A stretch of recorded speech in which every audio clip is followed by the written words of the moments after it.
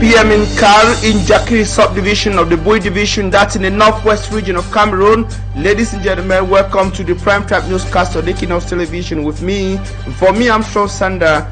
The Army Rescue Unit in the city of Bamenda is sounding an alarm after responding to an unprecedented surge in fire outbreaks across the city between January and November 2025. Officials say that they have intervened in some 110 fire incidents, a number they describe as alarming. The blaze have turned homes in Bamenda market and businesses, leaving families devastated and the country also counting their losses. They are warning that residents must take actions in order for the situation not to become catastrophic. And also, in this edition of the news, we tell you that some 21 personnel have been dismissed from Cameroon's Ministry of State Property and Land Tenure for acts of corrupt practices out of the Cameroonian borders in the Western African sub-region. Another coup d'etat has hit Guinea-Bissau once again. Amid a presidential election, the army says that it has taken over power. We tell you more on these stories and others in this edition of the news.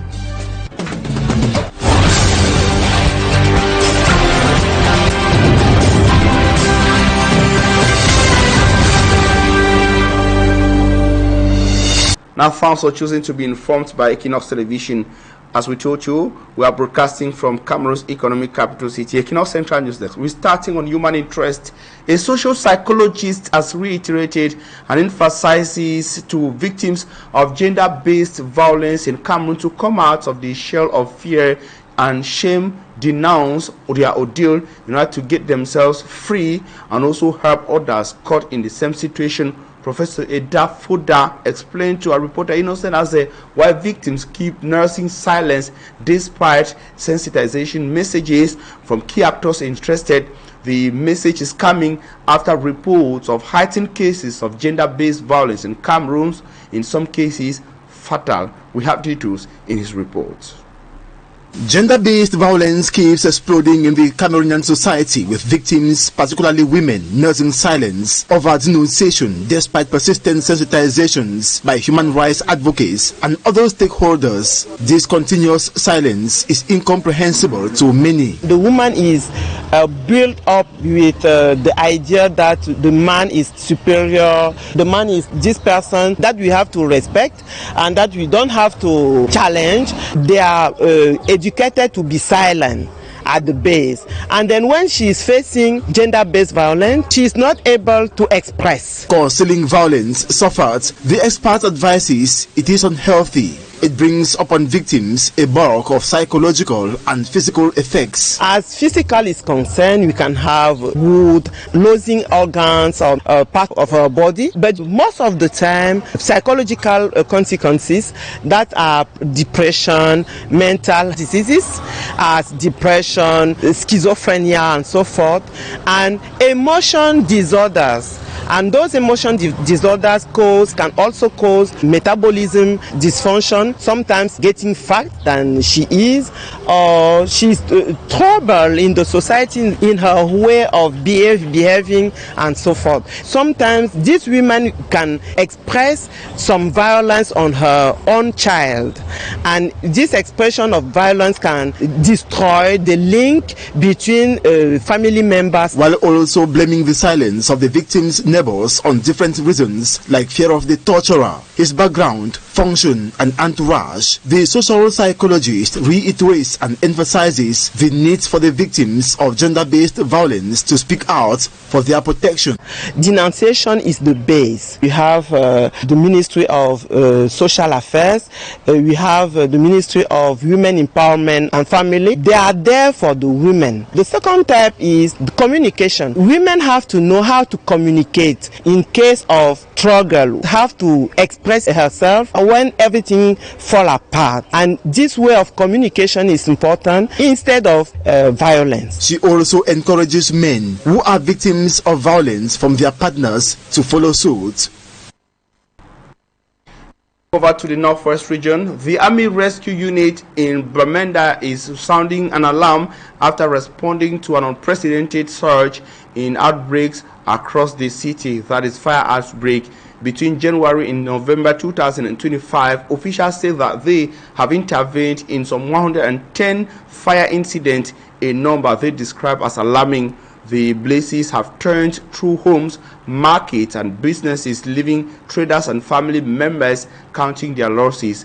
As authorities race to curb the trend, they are urging residents to adopt stricter safety habits in order to stay safe from the situation, which they warn might become catastrophic. Mustela tells us more from Bamenda in the northwest region. The Army Rescue says it has responded to more than 110 fire incidents between January and November 2025. During a campaign through markets and travel agencies in Bamenda, residents are being warned that a single careless act can destroy entire livelihoods. I'm happy listening to the Army Rescue today because many of us make errors due to ignorance. After cooking, I always leave my gas bottle open. From my error, I've learned how I can better protect myself. Take the advice and I'll put it for practice. For many families, everyday oversights can turn into devastating emergencies. Memories of past infernos remain raw. Once I was in Yaoundé. In 1999, the some fire disaster. I saw the number of death, it was too much. And people lost property. Some even put their money in their bar, in their store, and everything got burned. So it was really sad. Across major cities, markets are crowded, tightly packed, and often lack safety systems. The Bamenda main market, the Nkwenan food markets have both suffered repeated fires, leaving traders with huge losses. We have received this activity with a lot of appreciation because we have discovered that the population are not much aware of certain means in which they can use to limit fire incidents. So this outing by the Army Rescue has gone a long way to empower the population, especially the traders, on basic knowledge on how to manage fire incidents. According to the Army Rescue, most fires come from negligence, faulty wiring, mishandled gas cylinders, and overcrowded market spaces. We realized that one lady who is selling fuel towards City Chemist, just around 5 meters to where she's selling fuel, there is fire. And you knew in due course, maybe wind can carry that fire to where she's selling that fuel, and it will cause maybe a big fire. So that's already carelessness and negligence. And we will keep on talking to the population concerning fire, and not only fire, but we'll talk about first aid. In a city facing economic pressure and insecurity, preventing the next fire comes down to everyday decisions at home, in kitchens, and inside busy market stalls. And now, corrupt individuals across Cameroon and perpetrators of acts of corruption are facing the heat and might just as well have to leave through the window, being unable to support the heat. Now, the Minister of State Property, Surveyors and Land Tenure has suspended for a period of 4 months some 21 personnel found guilty of falsifying land titles. The measure, which aims to put an end to the unprofessional practice within the sector, has been qualified as cosmetic by some land conservators. One of them spoke to Equinoxe in this report. The 21 personnel began observing their 4-month suspension from service by the Minister of State Property, Surveys and Land Tenure November 21 for abuse of professionalism by indulging in the falsification of land documents, a sanction that limits the sanctioned staff's presence around the institution and the right to financial benefits. Consulting a land conservator expert, he explains the modus operandi of falsifying land documents for persons in need. They enter into an illegal procedure in which they create entirely fake title deeds or altering legitimate ones using fake signatures, seals and details. They don't go down on the field to carry out survey as required by the legal procedure. Instead, they sit in unofficial offices and doubtful places where they establish fake land titles for the seekers with fake fiscal stamps. Also, corrupt practices, which is the reason you find several land titles for the same piece of land. This is because the right channel was not taken. This 4 months ministerial sanction is deemed a cosmetic solution to a cankerworm that has had its sockets firmly stuck on the walls of this vital domain of the Cameroonian society. This measure of ministers is a good thing, but it's not sufficient because the problem is very deep in the society. So I think that we have to make a good digitalization for resolving this situation. If we have the digitalization of process of establishment of title land, I think that this problem must resolve. I think that we can do it like in Rwanda, for example. We have digitalization process to avoid the land title. To avoid falling in the cave of forgery, which would rather land you in an oven than protecting your rights, the expert advises seekers of land titles to follow the legal procedure. You must make all information in this land title. He going in the administration of cadastre to take all information. That is the best solution, and so to have a specialist who will go with him to make all the process to have a good land title. Those who have been gripped by the claws of such merciless agents, according to Georges Syriac Sabeyam, have the options to either write to the ministry addressing their preoccupations or seek the intervention of the judiciary for restoration of their rights. Now, who is right and who is wrong? Government or civil society organizations?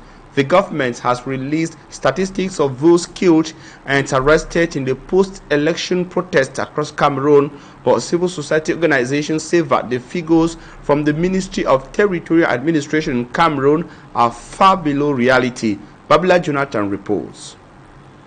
A conflict of figures over the number of persons killed and arrested and detained within the context of the post-election crisis in Cameroon erupts between the government and civil society organizations, while the Minister of Territorial Administration Atanganji Paul talks of 20 deaths. Un assaillant décédé dans la région de l'Ouest. 1 in the West region, 3 in the East, 3 in the North, and 9 in the Littoral. Décédé dans la région du littoral. Figures from the civil society present a higher death toll. At the level of standing for Cameroon, we have at least 38 names of people who were killed by the forces of law and order. We have not heard any word from government about how they are, what kind of inquiry they are opening up. Who gave the order to shoot? Who gave that order to shoot? These were people who had no guns. These were people who gave that order for live bullets to be used. About those arrested and detained, Minister Tanganji Paul said 1243 interpellés en flagrant délit. 1,243 persons were arrested committing criminal acts, but according to a group of lawyers defending the detainees, the number of those in detention is far more than the number announced by the Minister of Territorial Administration. The Collective for Citizens Defense is giving us figures of 1,900 plus detainees, so almost 2,000 people, at least. We say at least because we are well aware that these are the ones we have been able to visit, we have been able to identify. There are more, and this is unacceptable. The Territorial Administration Minister said that those arrested will be prosecuted, but lawyers and right defenders are demanding their immediate and unconditional release. They also want the prosecution of military and or law enforcement officials who ordered the use of live ammunition against protesters. And now let's stay in politics. With the countdown to the regional election in Cameroon underway, election agents have been equipped with vital guidance on their roles within the polling stations during the comprehensive training workshop organized in Buea. The initiative, organized by the Elections Governing Body Elections Cameroon, comes as over 1,600 municipal councillors and traditional chiefs prepared to vote across some 15 designated polling stations in the region in an election where the ruling Cameroon People's Democratic Movement, the CPDM party, stands as the sole contender in the region. Rexafon has more from Boya. Few days to the holding of the elections of regional councillors, election agents in the southwest region have been briefed on how to act in the polling stations. This is 2 in 1. There are 2 elections actually that are going to take place. And so they have to be aware that there's a big difference with the presidential election where all the electors came in just to vote once. Here, the electors, they elect those who will vote for the delegates of division and those who will vote for the traditional rulers. In the southwest region, over 1,600 voters, including municipal councillors and traditional rulers, will be voting across 15 polling stations. We have 835 municipal councillors and 784 traditional rulers, with 45 traditional rulers pending. Thus, they have double capacity. They are both traditional rulers and they are both councillors. But we've extended them forms so that they fill those forms and tell us where they are supposed to vote. Only one political party will be running for this election in the region. That is the Cameroon People's Democratic Movement. The CPDM party must make sure that they consolidate their position. That is why I said no election is won in advance. We must come out like a party in full force, full regalia, to make sure that we give the party and its chairman just the right results he's expecting. The training workshop organized by Elections Cameroon in Boya aimed at curbing some irregularities which were noticed during the just recently organized presidential elections, and also to prevent any new difficulties that may erupt during or after the elections. From politics to another sector of life, the economy. Now let's talk banking and finance. Online banking services are rapidly developing in Cameroon and the rest of the African continent, but there are concerns about the cost of obtaining loans online, for example, considered to be very high, and official control of these services also online are said to not be clearly known by the local people. Our reporter Babila Jonathan went seeking answers to these concerns and questions from an expert and now reports.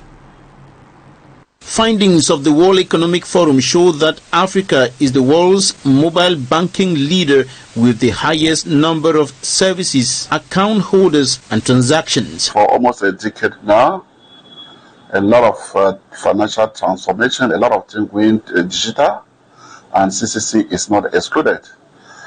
In the past, most banking operations were carried on manually, using cards, using ledgers, and all of that. But today, we are the digital world where many financial institutions are now using banking software, and it has moved from the bank to the masses, that is to everybody in the community through the digital platform. And it's something that CCC has embraced like another person, like another financial institution. Much of what used to be done principally via the traditional banking procedures is now done online. Credit services, for example, are fast developing online. Huge volumes in terms of money and data are involved in fintech business. First, we came in with the use of ATM cards. We are working on the mobile app. These two work with a smartphone, and this permit you to have access to your account and carry on banking transaction at the comfort of your home at any time. From here, we'll be moving to the online banking. However, the cost of obtaining online loans are generally considered to be very high, and the reimbursement period very short, usually 7 days. For instance, obtaining 60,000 francs CFA at the cost of close to 40,000 or a little above 127,000 at the cost of more than 80,000 is seen to be exorbitant, but bankers have an explanation for that. In terms of developing such an application, we don't know how much it costs. And then after the application, you need to have a contract with the telcos, that is the mobile telecommunication. How much is the cost for them to come out this service? And then you come to the bank because it's the bankers that provide this money. This money is money they have taken from the public and they are paying interest to the public as well. Another question concerns the regulation of the online banking services. The regulatory authority, that is COBAC, they are all involved in all of this. They have to control first. The money comes from the bank. They are controlling all the banks. And when the money moves to the platform, they also control this channel and see into it that, as you were saying, that the customer are being hacked. No. The cost is see into the rates are commensurate to the cost that is being put in place to provide the service. Banking and financial experts, the online digital financial revolution provides vital opportunities for individuals, enterprises, and economies. We told you in our top stories that Guinea-Bissau in West Africa is being hit by yet another coup d'etat. A group of military officers calling themselves the Military High Command for the Restoration of Order has taken over control in the country, Guinea-Bissau, suspending the electoral process and media broadcast. The move comes a day before the expected announcement of the presidential and legislative election results in the country. Also, former French President Nicolas Sarkozy has definitely been convicted by the Paris High Court, that is the court in the political capital city, Paris, to appeal court to 1 year imprisonment, including 6 months of mandatory imprisonment for the illegal financing of failed 2012 presidential campaign. Immaculate Fogwe has more in the following report. A dramatic turn of events unfolded in Guinea-Bissau on Wednesday as a group of military officers seized control of the country, citing concerns over the electoral process. The Military High Command for the Restoration of Order announced it will suspend the ongoing electoral process and media broadcast. The move comes a day after the expected announcement of presidential and legislative election results. The Electoral Commission had announced that results will be released on Thursday, but the military's intervention has thrown the process into uncertainty.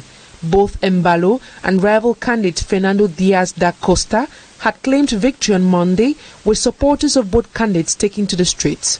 Reports indicate that Embalo was arrested at the presidential palace along with his interior minister Boche Kande and top military officials, including the army chief and his deputy. Eyewitnesses reported hearing gunfire near the presidential palace and electoral commission earlier in the day, prompting concerns of a coup. The situation is currently calm, with elements of the presidential guard securing key strategic locations in the capital. However, Embalo's whereabouts remain unknown. The Military High Command for the Restoration of Order urges citizens to remain calm and promises to restore order in the country. Out of Africa, former French President Nicolas Sarkozy has received a definitive conviction for financing his 2012 presidential campaign, marking a significant setback for the ex-head of state. The court upheld his sentence of 1 year in prison with 6 months suspended for illegal campaign financing. Sarkozy's lawyers stated that their client takes note of their decision but expressed disappointment with the country's ruling. They argued that Sarkozy was unfairly held responsible for the actions of his campaign team despite a lack of evidence that he was personally aware of the financing irregularities. The conviction stems from the Big Malion affair, in which Sarkozy's campaign exceeded the legal spending limit of 22.5 million euros. Investigators found that a system of double billing and fake invoices was used to hide the true cost of the campaign, with the excess expenses attributed to the UMP party, now known as Les Républicains. Sarkozy was not accused of directly ordering the scheme, but was held responsible as a candidate. The conviction is Sarkozy's second definitive one, following a previous conviction in the listening scandal case. He will be summoned by the sentencing judge in the coming weeks to serve his sentence, which may be served under electronic surveillance or semi-liberty. And still out of Cameroon, as Mali's fuel crisis worsens, Niger has sent a convoy of some 82 petrol tankers to the capital Bamako over the weekend, a support which many say demonstrates how African solidarity can strengthen resilience, while the 2 days African summit in Angola ended with a series of resolutions such as that reaffirming support for international law and collective actions towards addressing global crises. We have a roundup with Malak Glory. Mali is receiving critical support from within the Sahel as Niger delivered a convoy of 82 fuel tankers to Bamako after a 21-day journey across insecure territory. The delivery comes at a time when Mali faces one of its most severe fuel shortages in years, triggered by months of militant blockades and disrupted transport routes. The convoy's arrival underscores the growing importance of African regional cooperation and leadership during a period where development, youth livelihoods and economic stability depend heavily on access to energy. The Sahel's ability to coordinate solutions has become a vital pillar for growth. The support demonstrates how African solidarity can strengthen resilience even in areas affected by insecurity.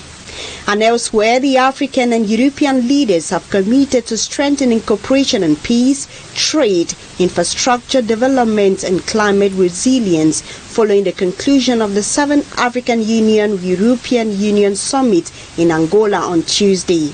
According to the summit communique, the leaders adopted a joint declaration reaffirming support for multilateralism, international law, and collective action to address global crises.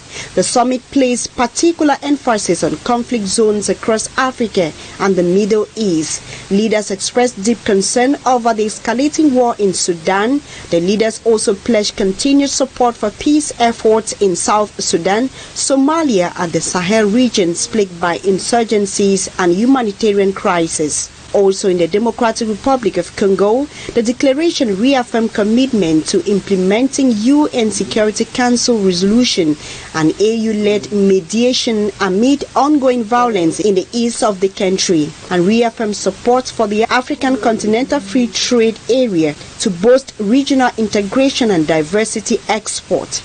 They also highlighted debt relief and reform of the international financial architecture. However, the 8th African Union-European Union Summit is scheduled for Brussels to review progress and chart future priorities. And in sport, without a transition, 3 Cameroonian referees have been included in a 70-man match officials to handle games during the 34th edition of the African Cup of Nations AFCON. Abdul Elvis Nupeye and Karim Fomo will have the great opportunity to showcase the professionalism which led to their being selected and road to Morocco. Who are they free from Cameroon to Morocco is the substance of this report, compiled by Smart Jikan Gabriel. Among the choosing officials from Cameroon are Mefire Abdul, who will be officiating as a central referee, while Elvis Guy Nupwe Ngungwe and Karim Fomo Atezambong will serve as assistant referees. The selection of these 3 referees has once again shown the quality, experience and professionalism which are characteristics of Cameroonian match officials for the 2025 AFCON in Morocco. A total of 70 match officials have been invited, amongst them 28 central referees who will represent the various African federations during the competition. If Algeria, Egypt, Gabon, Mauritania and Morocco count each 2 central referees, Cameroon has just 1 central referee, who is Mefire Abdul. Mefire Abdul is considered as one of the most consistent referees of his generation, handling big games. His ability to have his control over matches and take just and fast decisions played a key role for his selection. Elvis Guy Nupwe Ngungwe is well known for his calm and precise judgment of offsides as he masters the touch lines perfectly, while Karim Fomo Atezambong is among the most respected female referees in Africa. Her presence in the trio is a strong signal in favor of the promotion of women's football and integration of women in big soccer events in Africa. The presence of referees from Cameroon in the biggest football jamboree in Africa shows Cameroon is not just a great nation on the pitch, but also in the technical aspects. The three match officials of Cameroon have a huge responsibility to contribute to the quality of the game and ensure good officiating in games they are programmed, a mission which they are called upon to accomplish with professionalism and fair play in the image of African football. An interesting report indeed. Thank you very much, Magic and Gabriel. Let the green, red, yellow flag of Cameroon keep going higher. Now, ladies and gentlemen, it is with that report from Smart, Magic and Gabriel that we'll put an end to this edition of the Primetime Newscast on Equinoxe. We thank you immensely. It was thanks to our crack team of technicians and urging you to stay in the company of very interesting programs. Our next edition of news will be in French. That will be at 8 p.m. For the Primetime Newscast in English at 6 p.m., take the rendezvous for tomorrow on the same platform. Have a nice evening.